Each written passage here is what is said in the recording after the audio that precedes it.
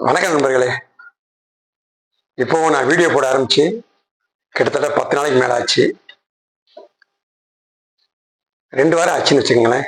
இது வரைக்கும் வீடியோ போட்டிருக்கேன். எனக்கு நீங்கள் வீடியோவுக்கு சரியான கமெண்ட் எனக்கு தெரியல.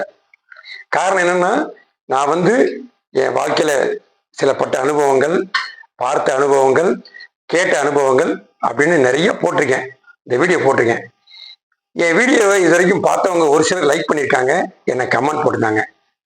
தயவுசெய்து நண்பர்களே, நீங்கள் நான் போடுற வீடியோவில் என்ன குறைகள் இருக்குது, நிறைகள் இருக்குது, உங்களுக்கு திருப்தியாக இருக்கா, இல்லை உங்களுக்கு திருப்தி இல்லாத அளவுக்கு நான் பேசுகிறேன்னாங்கிறத எனக்கு தயவு பண்ணி போட்டிங்கன்னா தான் நான் அடுத்த வீடியோவில் நான் அதை மாற்றிக்க முடியும்.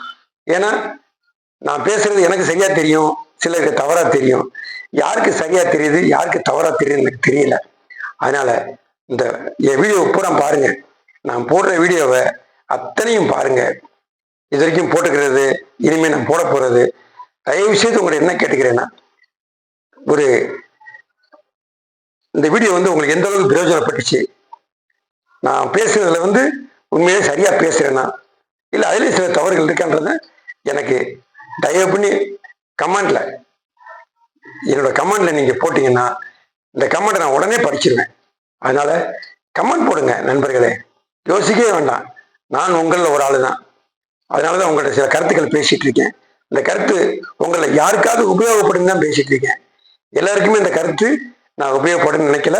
இதுல இந்த கருத்து நிறைய பேருக்கு உபயோகப்படும்.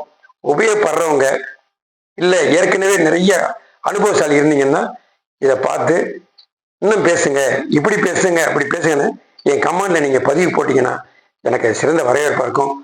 உங்களுக்கு நான் ரொம்ப கடமைப்பட்டால இருப்பேன். ரொம்ப நன்றி.